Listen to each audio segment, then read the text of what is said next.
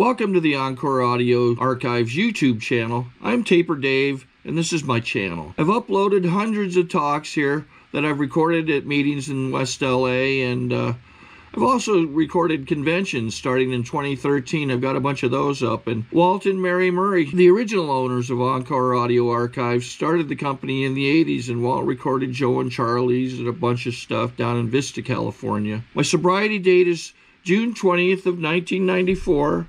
I hope you find something you like, so please like and subscribe to my channel and comment down below. If you want to hear something that I don't have or that you don't see, I'll see that I get it. Anyways, take care and have a great day if you want to. I don't care about Sandy. I'm done with Sandy. So is Rocky.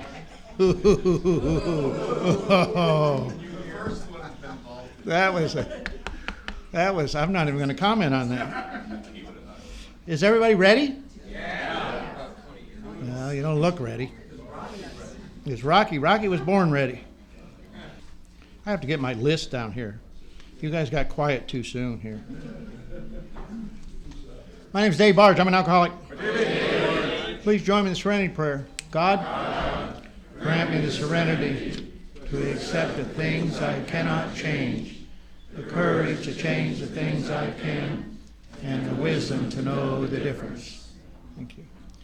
We got some housekeeping stuff to do here at the beginning of all this. Number one, we need to thank Bunny and Everett and all the members of the club that put this all together. And we can do that with applause.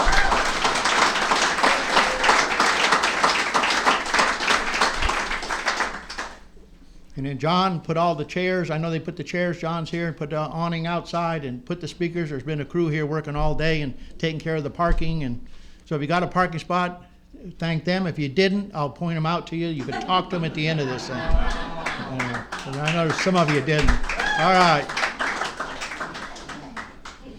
We're going to tape this. We're being taped. We have the taper right outside here in the back patio. He's going to have CDs of this meeting that we're doing today. He has CDs of Rocky's last talks that we can all run off with. So if anybody's interested in that, I think it's his talk at the Palisades. I'm not sure. It could be the talk in the desert. Rocky's had 4 or 5 last talks. And every time he talks, he calls and tells me this is the last time. He's not doing it again. So, and then we'll have a guy talk about later. He has a recording of 4 of Rocky's last talks. So, if you're into his last talk, we got it. So don't forget the taper, okay? We come in and sit down. You're welcome. We would never start without you guys.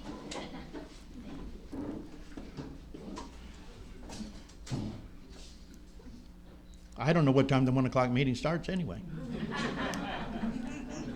1:20. Oh. No, it's 1 o'clock by my watch. We have a lot of people to talk. I guess we know why we're all here. And been a lot of talk. People were talking to me this morning about stuff that was going on. And I was questioned 2 or 3 times this morning, did Rocky have a heart attack? And did he have a bad heart? And I don't know about that. Has Rocky ever had a bad heart? Does anybody know? No, he didn't. No, he didn't. Has Rocky's heart ever failed anybody in here? Failed me. It failed you? Okay.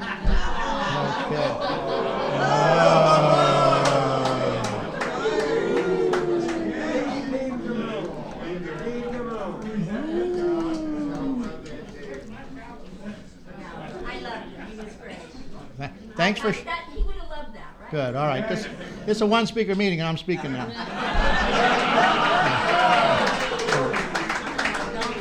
Yeah. Try to keep her down, will you?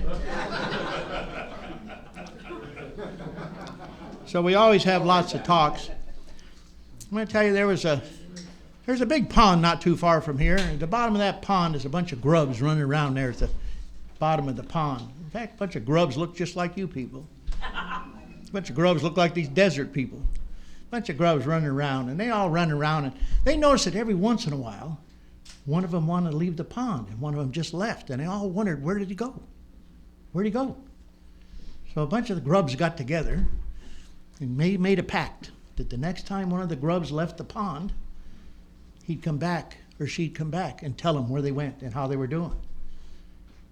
And it wasn't long after that, somewhere around July 7th, 2015, our Rocky was at the bottom of the pod with all his grub buddies and all his grub family.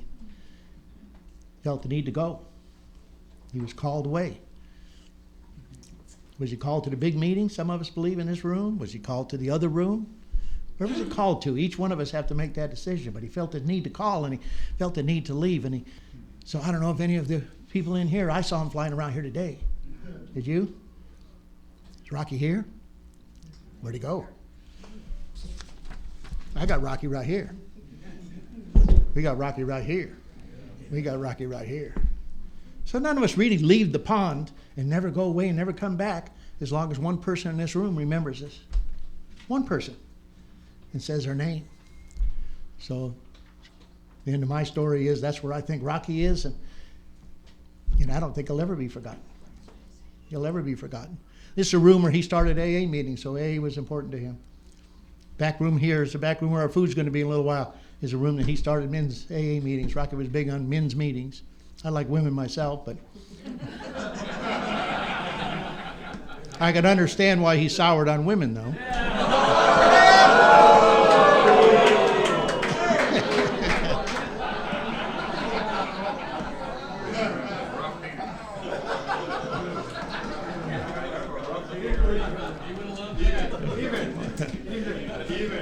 We're even? I always feel like going a little more.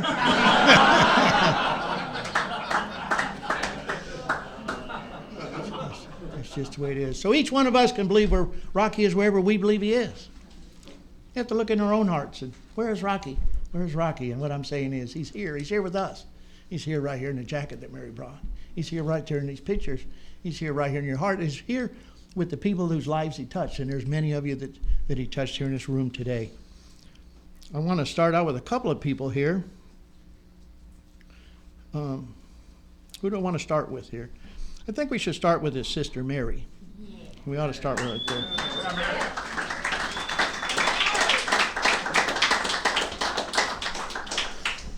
Hi, I'm Mary, Rocky's favorite sister.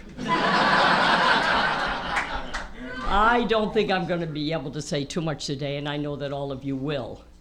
He was a great guy, the best brother in the world, and I thank all of you for coming today to celebrate him. Thank you.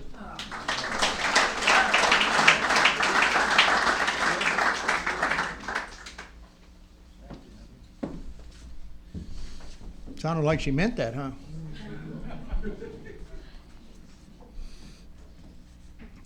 Did everybody get one of these? Well, you should get one. They're on the back table. There's so much here that they won't let me explain it. So we're going to have Matt come up, and Matt's the guy that put all this together, and he's going to tell us about what's on it.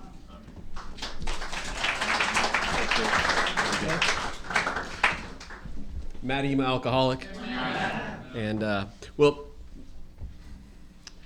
thank you, Mary. Without Mary, this wouldn't exist. Rocky wasn't very tech savvy, so he would call me and ask me to email Mary. Mary'd have to print it out, bring it to him, and then he would put something together, give it to her to send to me, and or I'd get something in the mail. He'd ask me to make copies, CDs, printouts, and give them to Dave, and he'd give me a list of people to give them to. What this is about is, Rocky knew how to share. He shared things that other people wrote. He shared things he wrote, but he made them all his own. And I got this thing he sent me that someone in the desert typed up for him, and that person might be here tonight. They called it Rockyisms. I'd never heard it called Rockyisms before, but he was telling me about it. He was, in a very humble way, he kind of was hoping that someone might help him edit it, put it together, and get it out there, because he felt that he really wanted to do his best to share everything he had, everything that had been given to him, he wanted to pass on. And there was times I'd talk to him on the phone. I think he was trying out material he wrote in his notebooks. I'd listen for an hour, right? And he would just transform me. So this is just a little taste of it. There's photos that were given from different people, from the desert, from LA, from friends. It's on the ground. His 20 questions on the back. I guess I was told this is from a meeting I never went to, the Gong Show. I heard, all right? Right there. All right. Right here. Okay. I'm in it. All right. And basically, this is just the beginning. I talked to Rocky. Rocky helped support a men's retreat that he came to the four out of the four of them. The fifth one he won't be at. We were going to try to get him there, but we were going to try to get together to go over these Rockyisms and start organizing them in a way that he felt was going to be helpful to pass the message on. So, I'm still working on it, and I don't know how we're going to do it. Maybe John will help me organize it, but if anyone has any Rockyisms I'm happy to email you a copy of what I've got. Try to organize them a little bit into categories, but there's so many that I probably got the nuance wrong, or I'm missing quite a few. And I'd be really grateful if people would send them to me, and I'll put them together, and we can just keep sharing Rocky, And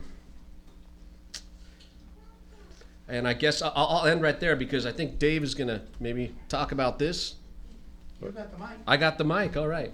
So all right. A lot of the Rockyisms in there from that thing he sent me, the document he sent me, are printed on little pieces of paper here. And I am going to stop there. I'm going to let that be a cliffhanger so Dave can tell you more about it. But thanks, Rocky, for all the laughter you've given me, and for all of the way you taught me to use humor to pass the message of hope and love. So, thank you.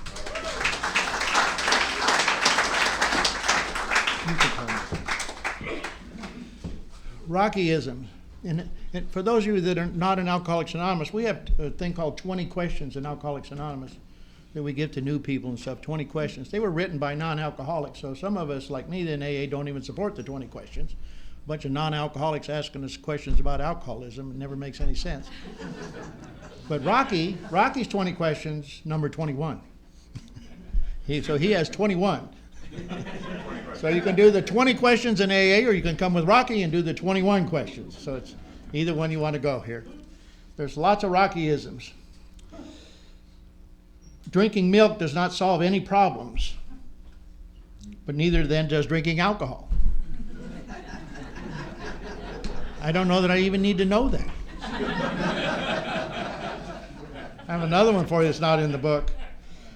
If you help someone when they're in trouble, listen closely to this. You're going to need to remember this one. If you help someone when they're in trouble, the next time they're in trouble, they'll remember you.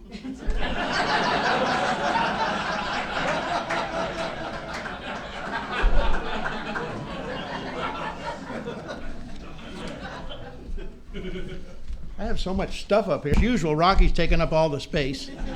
Jesus Christ. I took him to buy a suit, and we started in the 44s and went to the 46s and went to the 48s and went to the 50s, and we're looking for the size 52s. I didn't realize he was that big. For an overeater, I guess is what it is. Is that what it is? We'll find out about this red coat. Okay, I got two things to go here. Bob Thomas is one of Rocky's sponsees, and he couldn't come here today, so he wrote a little letter to us that I'm going to read, okay? So bear with me. How I knew Rocky. From 387 to 715 from Bob Thomas. I met Rocky in this room at a noon meeting in 1987. I was sharing, started to cry, and asked for help. As I left the meeting to go back to work, Rocky and a guy named Emmett handed me their phone numbers. Later that day, I ambushed Rocky down on the jogging path and asked him to be my sponsor. Little did I know what was in store for me after that.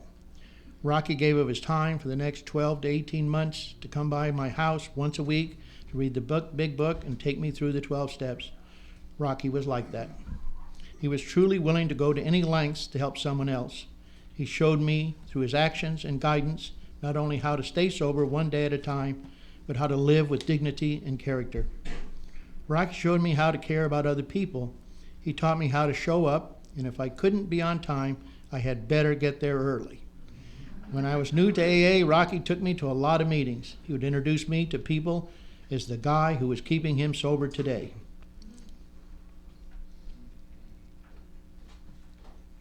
And of course, I thought it was the other way around. Rocky taught me how to get commitments, to be of service and help others. I also saw how he didn't ask me to do anything that he hadn't already done or wasn't doing now. For the first 10 years of my sobriety, I couldn't sit in the same room as Rocky without crying tears of gratitude for what he had done for me. Rocky says, I'm in AA, we train the feet. It's a program of action. We do the footwork, and God takes care of the results. Rocky and God changed my life from one I didn't want to one I wouldn't trade for anything. Rocky did more for me than anyone else ever has. I'm sure God has a special seat in his meeting for Rocky, and Rocky will make sure they're doing it the right way.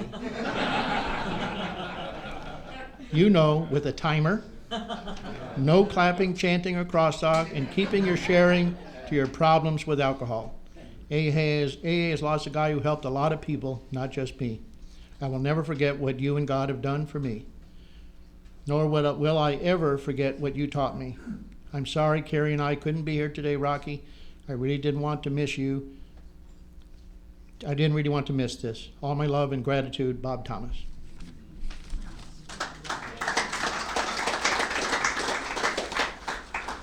Okay, we have another message from afar. This one's coming from Hawaii.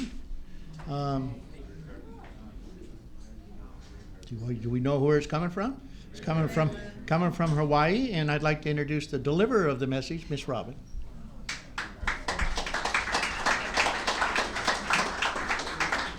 Set you up, girl. Robin Alcoholic. This is coming from my dad, Rick G. We want Hudson. We want Hudson. We want Hudson. Yeah, that was the yell from the crowd when Rocky was benched by his coach at a UConn basketball game for bad behavior. Always a crowd favorite, the fans were yelling for the coach to put him back in the game. The coach walked over to Rocky and said, "Hey Hudson, go find out what they want."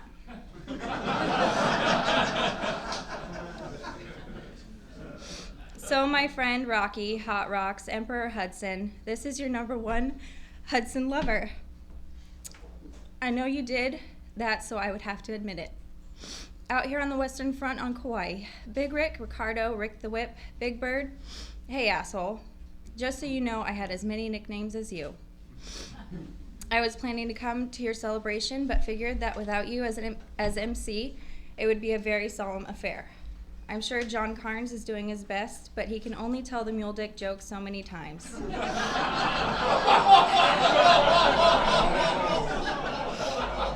Is Harvey laughing? You have probably stopped off at the big liquor store in the sky to see Rotten Ron by now, and knowing you passed right on to that big meeting in the sky. Who needs booze in heaven when you can hang out with all the real old-timers? I keep calling your desert phone just to hear your voice. I wish Ralph R. would get another day of sobriety so we'd keep getting the Hudson hotline updates. Hey Rock, did you get a halo yet? How about wings? Boy, I'll bet they look great with your red jacket. So who do you have in the A-team up there? Bill and Bob, O'Brien, Fred Ellis, Fudge, Sid Vicious, Sandy Beach, Chamberlain? Is Bob Anderson still doing 3-day talks on ego and self? I know whatever is going on, you're keeping them loose and laughing. All the meetings will go on and guys will get sober and some will drink again, but I feel sorry for the newcomer who won't get to see you in action. The quickest wit and the love of the program that you worked for so many years. The guys you sponsored and the joy you gave, giving a pitch that usually had our faces hurting from laughter will not be replaced. But I bet you and your one-liners will spread out through the AA communities as the recordings from your talks can still bring a smile to the broken faces of newcomers who have forgotten how to laugh. You taught us all how to laugh at ourselves, to not take the me so seriously. Laughter, the #1 cheapest medicine in AA. When we laugh at ourselves, we can't be self-centered. Now, the best lesson I learned from you, Rocky, came after our first AA team ride to Roxbury. We were split 50-50 politically and had a huge debate, trying to solve the issue of the day. It was horrid. The next week, as the motor fired up in Mike Watson's car, you said, "Guys, we need a rule, because no matter what side I'm on, I'm going to offend half the people and never convince you of my position. I need you guys. I need all you guys, and I never know when." That little reminder that our sobriety must come first before the need to be right has helped me time and time again. Everybody doesn't need to know what I'm thinking all the time. What's that one-liner, Rock? You can't unring the bell? So I say aloha, old friend, until I see you again. Save me a seat next to you at the meeting.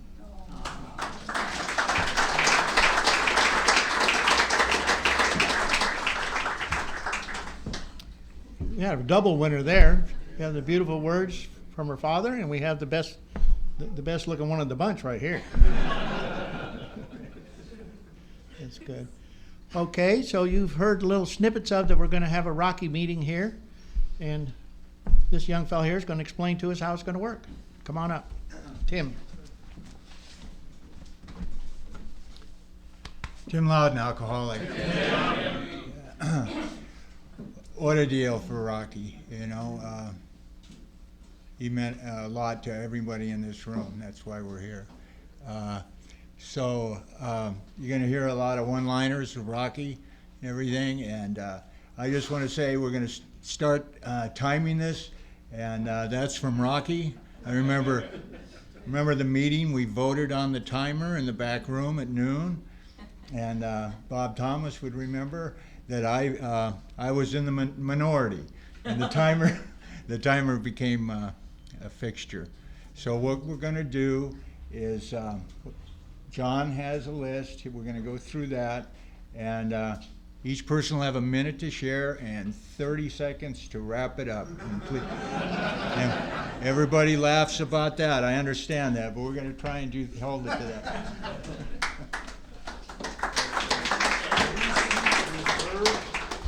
Okay, remember, don't anybody leave. We're going to have food in the back room starting around 3 or so. So hopefully before then. So I want to introduce the leader of this meeting, John C.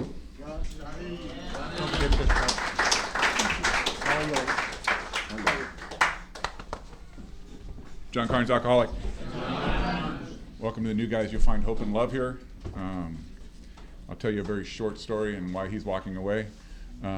When I moved back to California, I asked David to be my sponsor, and he said that'd be great. And I said, great, we can work through the steps. He says, I don't do that. Rocky, come here.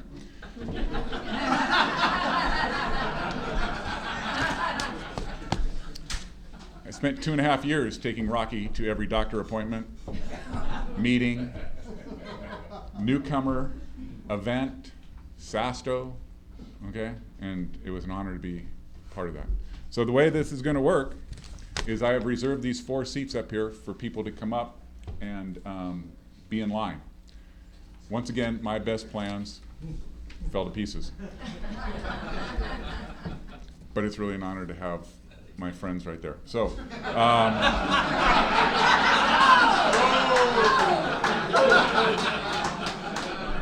you're not one of my friends, John? Okay, that's all right. Okay, so we put together a list of people that Rocky sponsored, and that we're part of Roxbury. We're part of the 11 o'clock men's meetings, and we only have a specific time period. So we're going to try to do this as quickly and efficiently and as Rocky as we can. All right. So to start that, we're going to start with somebody from the desert. Okay. And Andy, I think you think it's going to be you. It's not. Okay. We're going to go with seniority. And with that, I'd like to ask Jimmy Sartino to come up here.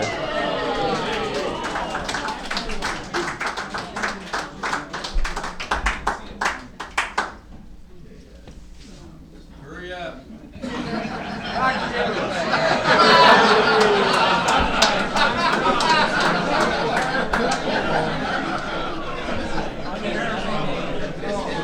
That's Rocky. Yeah. Stand up, Jimmy. Fuck you!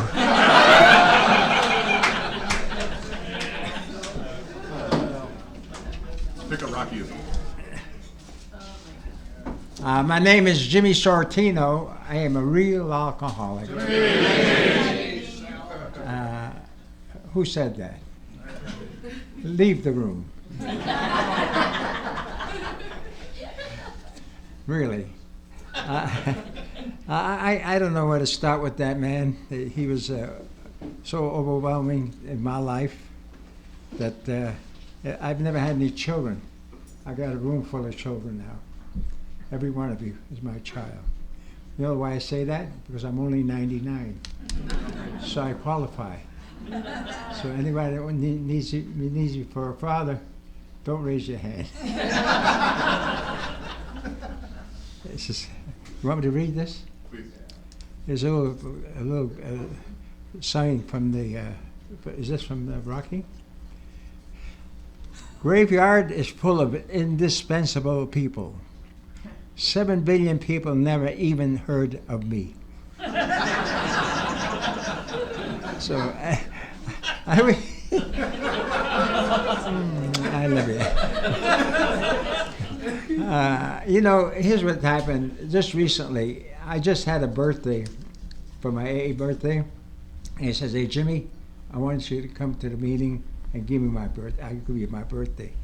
This was on, when was it? It was this past month, July. It was July 1st. And I was supposed to go down to the Alano Club down at Palm Springs. So he says to me, "Jimmy, I want you to come." And he kept calling me. He sent me cards. I said, "What's the guy got? Nothing else to do?" You know, what's you think he should have? Shut up. So he calls me. Monday night I went to a meeting. He calls the house. My wife answers it and talks with him. He said, "Make sure that Jimmy gets to the meeting." So when I got home, he says, "You know, Rocky called you. He wants you to go to the meeting." So the next day I was supposed to call him. I said, "I'll call him the next day." Well, the next day I did. He'd already gone to heaven. I was so sorry that this happened. I just sat down and cried. I said, that son of a bitch, look what he did to me, you know?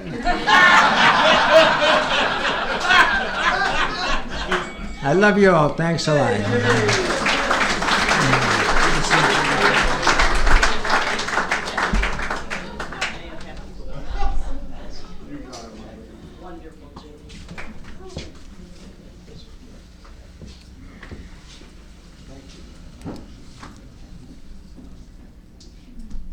Okay, Tim, can you make it up here pretty quick?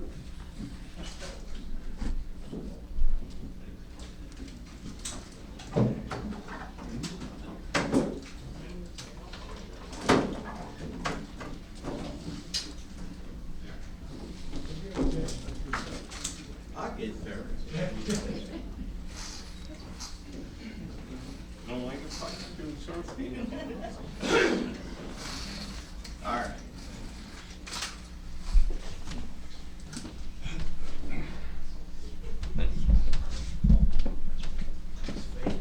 All right.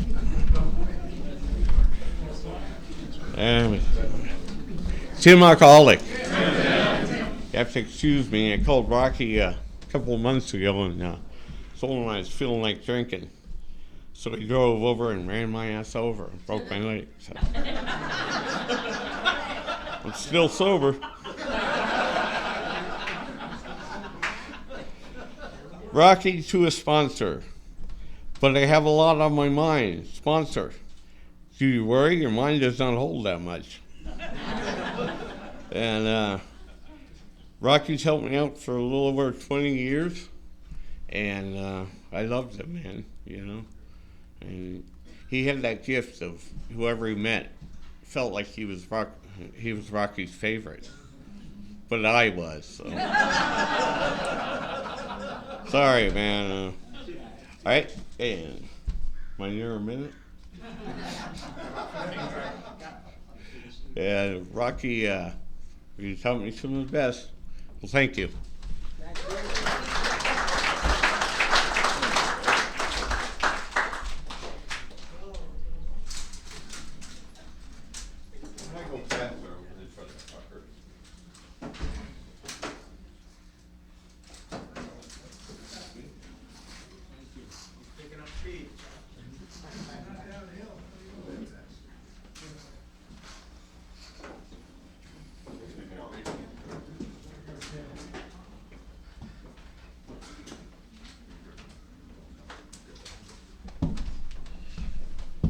Mike McElveen, alcoholic. Sober date's December 7th, 1994. Rocky's my sponsor. You know, I don't know about all this bullshit right here in the basket. I know all his little sayings that he does, but you know, I remember 1998 when I had almost had 4 years sobriety. I told Rocky I was really angry, and I was out of town for a while, and I said, "What do I do?" You know, and he said, "You work the steps, stupid." And I looked at that book for weeks on end, and I couldn't figure it out. And I'm thinking, man, I did a lot of damage, and it just popped up. I just started writing. And I was mailing them home 5 pages at a time. I was doing a long day, and I got a letter every 2 weeks from that man. That was my meeting. I mailed them all home, and then he came. And it was like an angel walked in the room when he came. It was in a visiting room. It was really loud, and it was just dead quiet. And I'm grateful for the life that I have today because of that man and AA and God. Big part of my life today. Do I have to read one of these, John? If you're bored, you're boring.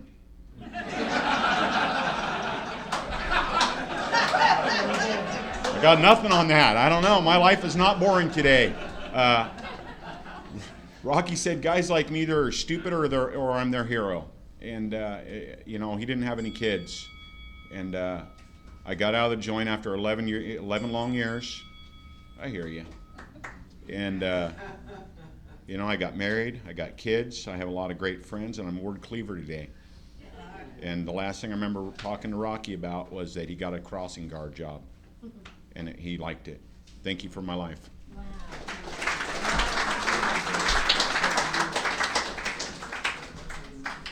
All the way from D.C., can we have Mr. Guerin?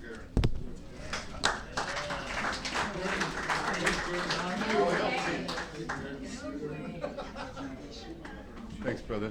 Thank you. John Guerin, alcoholic. My home group is the Yays and Nays in the U.S. Congress, Tuesdays. I got sober right here with that guy.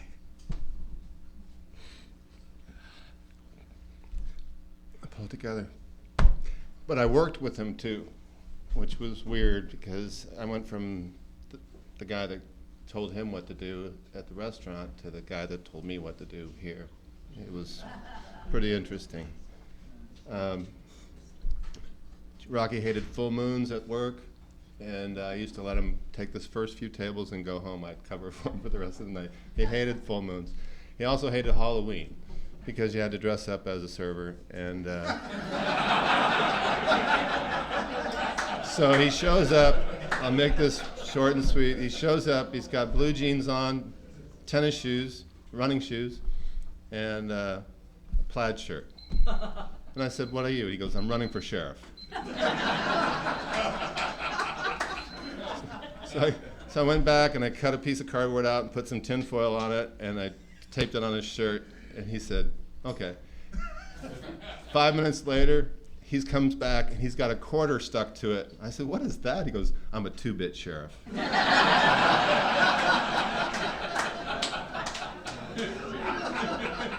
John the Emperor Hot Rocks Hudson was one of a kind. I loved you, Mary. You were so good to him. And John, thank you.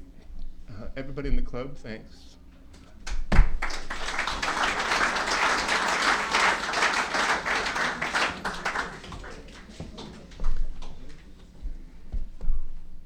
Mr. Cleveland.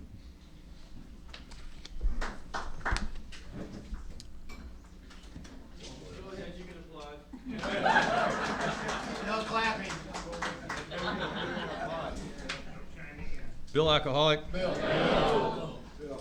True friend, someone who is there for you when they would rather be somewhere else, who knows you and likes you anyway. First meeting I walked into in April of '85. I was standing in the back of the room on a Friday night Rocky Hudson, you guys, you were here. I'm sure you were here. Rocky Hudson was the secretary of the Gong Show. So clearly he was president of AA. And that's what I had stuck in. We joked about that for 30 years. He said, I used to be president, now it's you, Cleveland. How's it going? And he just, you know, he had Rocky's book of the week, some lurid novel, and he would throw it out into the audience and stuff. It was just off the hook. And I remember driving home thinking, you know, this may not be so bad. You know, he was funny. When my dad was dying up in Palos Verdes, my dad loved Chia Pinot. And Rocky would stop by the house and leave it on the front porch with ODAT and all that hokey-ass crap written all over it, you know. And we'd open the door and there'd be that thing and just make you cry. You know, he was a sweet man. He was a sweet man. He did a lot of really nice things for people that he never talked about. I sat here one night and he had a newcomer here and the guy was sitting there, Rocky wasn't there yet, and I asked him, the guy, I'm a new guy, I'm waiting for my sponsor. Rocky shows up, he's got a plastic bag and he goes, I've got your newcomer starter kit. And back in the day we used to have a little address book because we didn't have cell phones and stuff. You had the address book, the pencil, the 12 and 12, the big book, all this stuff, and I thought, shit, I gotta start doing that, man. I love you, Rocky.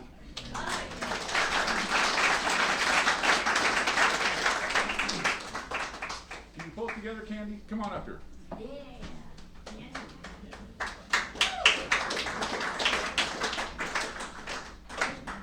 I should actually have a footstool so I can represent. You can borrow Jimmy's. Yeah. Oh, Jimmy, there you go. No, Mike. That had something to do with it. My name's Candy Finnegan, and I am Mike Finnegan's better half. If he's sending me to this, you know we're in trouble. If you cannot laugh at yourself, call me and I'll laugh at you. I think Finnegan would like that. My husband's on tour and he said, I don't care what you're doing, drop it. You're going down and gonna say what I want you to. So here it is. A year ago, last July, Mike got a birthday card from him and it said, buddy, we are now saints. Mike thought, what does that mean? And I said, there's only one saint and it's you, Rocky. And he goes, no, buddy, I just asked you to be with me. It was one of the highlights of Mike's truly sobriety. Mike would come home from Roxbury and he'd go, wait till you hear what Rocky said. And I'd go, okay. And it was always something like rather derogatory, like I couldn't stay married because of those fucking women, you know. And I'd say, what does that have to do with me? And he'd say, well, he didn't find you, Candy. And I'd say, well, we're going to be 46 years married in October, and I bet I could have set him straight, too. But Mike always talked about how he would welcome newcomers. And there wasn't anybody young enough or old enough that he didn't care about. And one of the things that I actually was fortunate enough to use in all of my life is when someone would come in relapsed and Rocky would say to him, we don't shoot our wounded. It's in my book. It's been in my life, and I lived that. So Mike said the last thing that he always says when he would call him on the phone is, thank God for AA, thank God for another day, and we thank God for Rocky.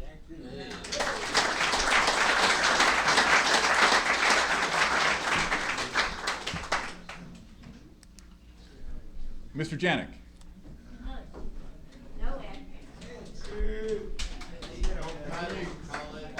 Yep. Hello, Hudson lovers. Ed Janik, alcoholic.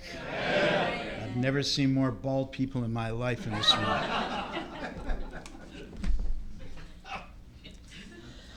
Resentment is burning your house down to kill a rat. I wanted to say, Rocky did a lot of nice things for a lot of people like they didn't know. And I always remember Rocky's birthday because it's my daughter's birthday, and I know how old Rocky was because that's how I subtracted my daughter's age from Rocky's age to figure out what the birthday was. So to tell you what my priority is, it's like, hey, happy birthday, Rocky, and oh yeah, Kelly, you know. And I met Rocky at Uncle John's, and then we came down and we started meetings at Scotty's. And what impressed me about Rocky, there was a newcomer there one day, and we got this meeting at the beach, and he said he was new and he was having a hard time keeping sober. And Rocky said, okay, everybody leave the restaurant. We went and we stood out on the sand and held hands and did a third step prayer for this guy. And that just told me right there that prayer, it works in this program, not be embarrassed about having a higher power and a God in your life. And we were businessmen at the time. We were wearing ties and coats and shoes. Rocky wasn't. Rocky, I wore this in honor of Rocky if you've ever been to Admiral Risty. And I have prayed for many people in this room because of what Rocky has left on his voicemail. And one of the impressive things, Rocky showed up when my wife was in the hospital. She woke up from surgery and there was Rocky, and that's the kind of guy he was, and we love him for it. Thanks.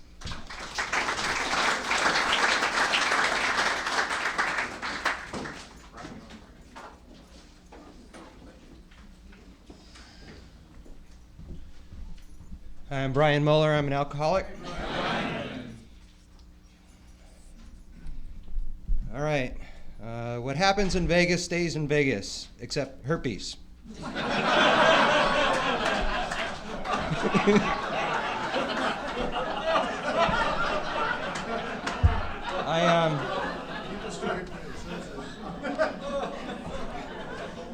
For those of you that don't know what this shirt is, it's something that the A-Team did with Rocky and Murph and Dave, and I am just so overwhelmed with love in my heart, feeling it from all of you guys with Rocky. Talk about stand-up guy, using humor to show love around every corner. You know, he was so supportive. When Dave and I decided to adopt this recovery home for women, you know, Rocky was first in line to be of service, and you know, he had a way of making me feel like everything was going to be okay no matter what. We're just shooting for midnight, and as long as we have our sobriety, you know, we've got another shot. And it's funny, thanks to Rocky for getting me here. My motorcycle just broke down outside. I just rode here from Sturgis, South Dakota. And of all the hundreds and the thousands of miles that starts and stops, it could have broken down at any point, but I was coming back here to be here on Saturday early, and it got me here, so weird.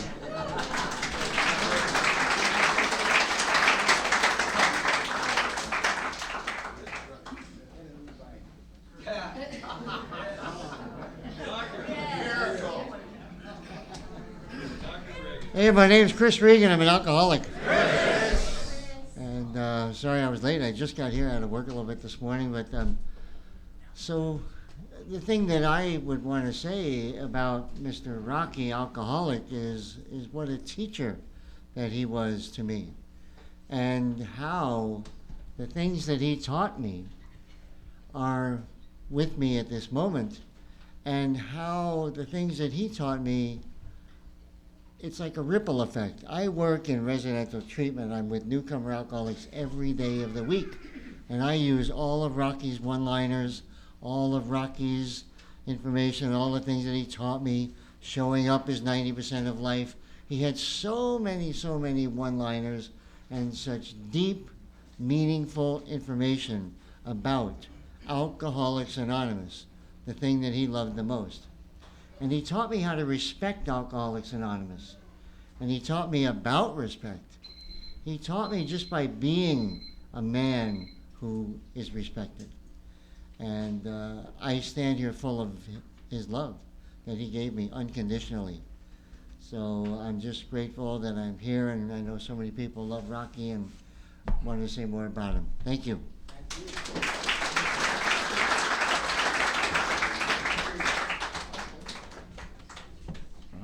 Sippy, is he around here?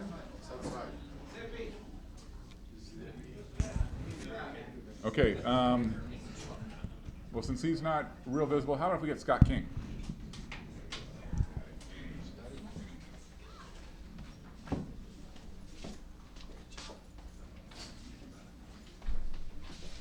Scott King, alcoholic. Great. After 2 divorces, I had to ask myself, what is it with these women? And I love Rocky. He was really smart. He was really funny. And I met him in the 11 o'clock meeting. And I used to love it when the room would come around and he'd get to share. And I would watch the newcomers and go, I hope they laugh, because then they've got it, you know? Because if you're not sure if you're an alcoholic, listen to Rocky. He'll tell you. And I got to drive Rocky to the Roxbury Men's Stag for about 6 months when I was a year sober. The meeting the meeting there, the meeting back. And I asked him about speaking once, and he told me, DPPI. What's that? Duty, privilege, pleasure, and insurance against the next drink. And I thought, yeah, that stuck with me. 2 years ago, I was diagnosed with cancer, and it was really rough. And I got a clean bill of health, and then a couple months later, a doctor looked me in the eye and said, your jaw has been over-radiated, and we're going to have to remove your jaw. And you could have knocked me over with a feather. And I was driving home, sitting at a light, waiting for it to turn green, and I thought, F this, I'm going to grab a 12-pack. And I heard Rocky's voice. And it said, the only way we beat alcoholism around here is we die sober. And Rocky won. So thank you.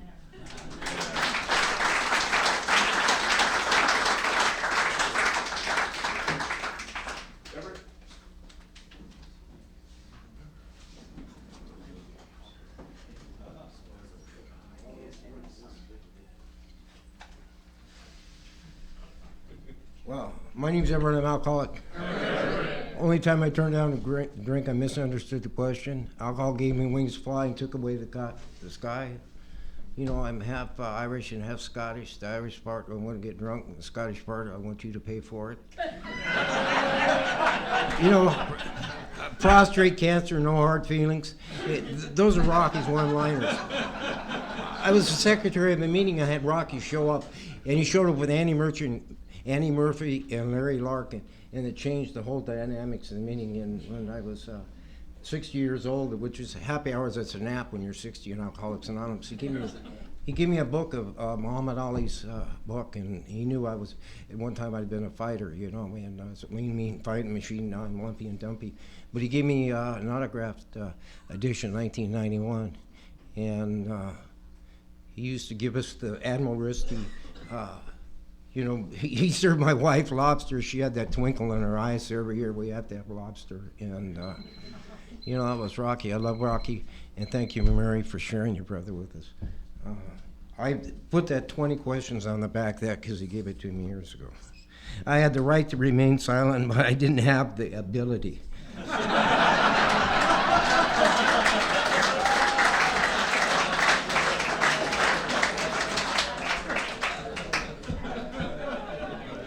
Jack?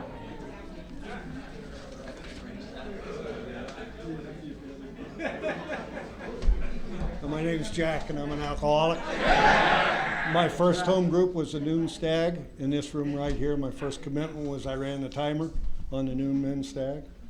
And my first resentment was at Rocky because he, at the end of one of the meetings, he said, we're going to have an executive steering committee after the meeting. And that means we don't want any fucking newcomers in here. So I ended up out in the parking lot with a few other guys, and we were trying to figure out when we stopped being newcomers. And we thought, well, we're in the parking lot. I guess we still are. and the first panel I ever went on with Rocky. And I see Kelly back here. And he took me to a place called Alano del Sol, which was a quick spin, turnaround, lock them down. 1 week at a time, not on the H&I schedule. It was something Rocky had found out, or Kelly found out. And we went down and we went in the lunchroom, and we tried to lure the guys in with candy bars. And when we couldn't get any, we had our own meeting. Rocky was You know, my everlasting memory of Rocky is going to be his unswerving focus on sobriety. I don't know what was second in his life, but it was way back. I'm going to say I felt sorry for myself because I had no girlfriend until I met a guy with no hands.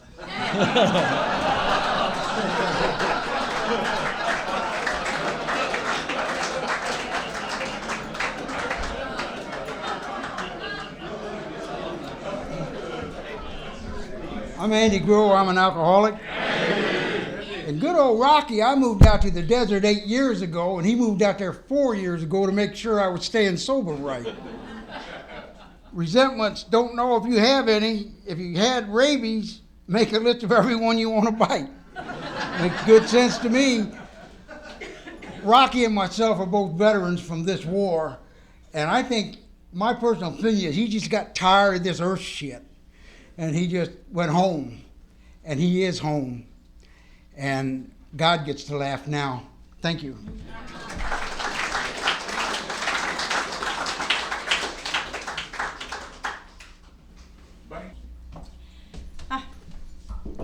My name is Bunny, and I'm an alcoholic.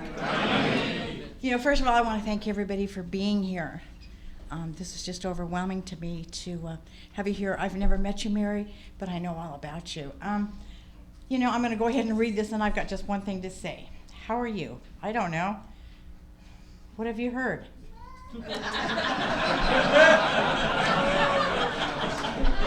Anyways, you know, I've been here at the club, running this club for 13 years, and you know, the first time I met Rocky, he needed something, and I was walking past him, and I said, "Come, you know, meet me in my office." Well, he never went into the coffee bar unless he had to go to the restroom. Just never went around the corner and stuff. And he come in and he said, you know, he says, "I like the way you do things. You're the boss." I said, "No, you're the boss," because I had heard what all you guys had to say about Rocky. And you know, he was just a kind and generous man. And you know, I have got birthday cards, Christmas cards, anniversary cards. He never forgot anything with myself, with Everett, or for what we shared together in life. And for that, I'll be forever grateful. So I'm so glad you guys are here, and thank you guys for showing up. Thank you.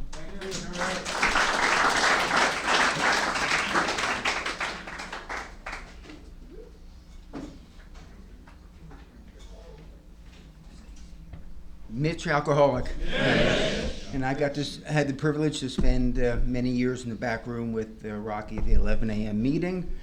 And like everyone else, he made you feel special. And I remember several years ago, I had an abscess under my tongue that wouldn't heal. And they had to do a biopsy. And I remember it was going to take 9 days for it to come back, and I was really scared. And Rocky called me every morning, you know, and he said, "I just want you to get on your knees and just pray to have the fear removed." And like 3 days later, he called me. I said, "You don't have to call me anymore. It's gone." And then when Rocky had the abscess in his brain, I went there to visit him, and he had a drainage tube coming out. And I said, "Rocky, how did it go?" He said, "Well, it went really well, but the doctor couldn't remove my alcoholism, nor my selfish, nor self-centeredism." Right. So before I left, I said to him, "Is there anything, you know, can I do anything for you?" And he gave me these big nail clippers. He said, "Yeah, you can clip my toenails."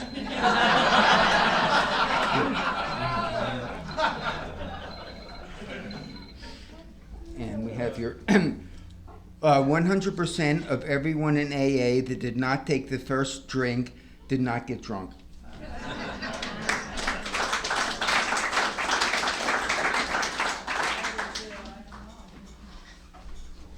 Jose Alcoholic. One of the three people I first met in AA on Tuesday night, Roxbury, was Andy Alcoholic, Rocky, and Dave BARGE. And you know what? I was really impressed by the way they embraced me and loved me and took me in. I was really lost back then. But you know what? After many years, we start having this relationship. And this is very funny for me, maybe not for you, but he used to call me Hola amigo, Jose Cuervo. And I used to call him Hola amigo, Johnny Walker. I miss you, Rocky. you are with Andy up there playing. All right. Next time you get a really good idea, get a second opinion.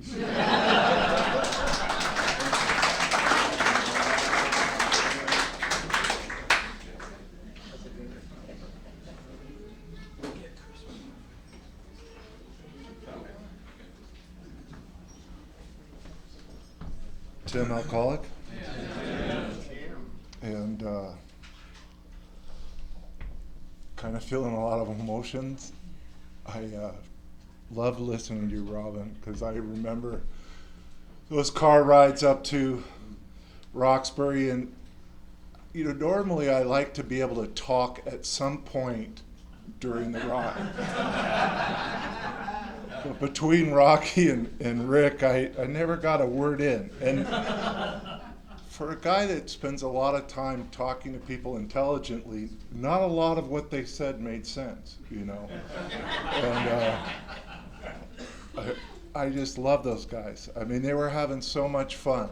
And it's like, and I hear that today in this room, you know, and it was one of the things that kept coming in.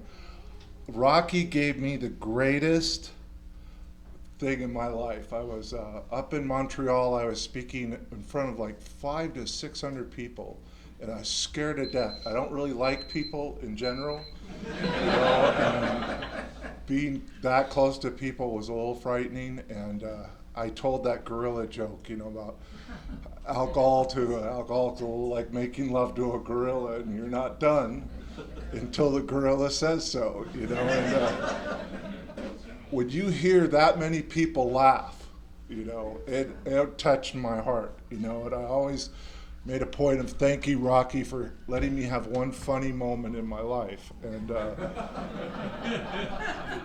I enjoy hearing all the things he said. He was truly one of the remarkable guys in here as far as his sense of humor. Says, I still see a psychiatrist once a week. He needs someone to talk to.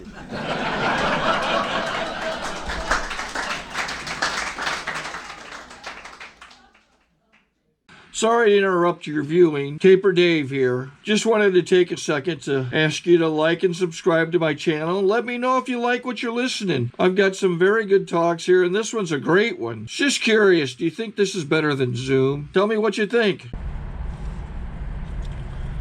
Okay, this is how I prepare my drone for launching.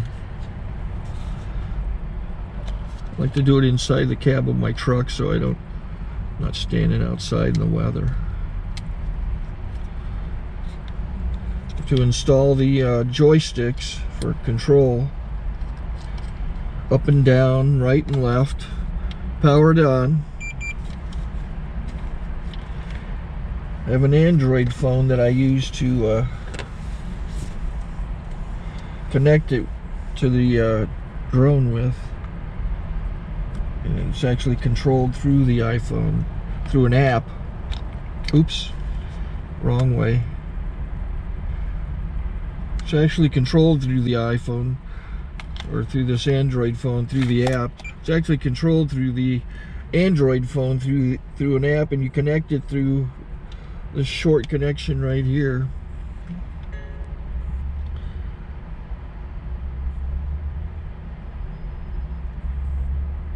Remote control connected. Remote control's connected. So I pull out the drone. I have to extend the legs. Long legs extended first, then the short legs. Remove the gimbal protector. Set that aside, then power it on one short burst, then one long burst. I lay it down. So I have to go to calibrate. So the drone's not connected yet. It shows you here as this drone gets disconnected, even though the remote's powered on. So the drone has to establish it's connected. So I go into the app to calibration mode. First I'll calibrate the remote controller. Start calibration. Out, in, out, in, up, down, and then this little wheel is to control the gimbal. So it's calibrated. Go to gimbal calibration, start calibration, and then it calibrates the gimbal. I don't know if that shows up. The gimbal's moving all over the place. Changes, you can see it on the video.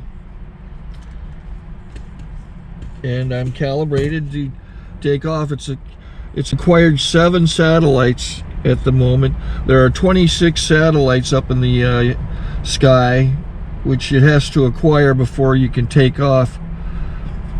So it's connected. It's got enough satellites. This is white.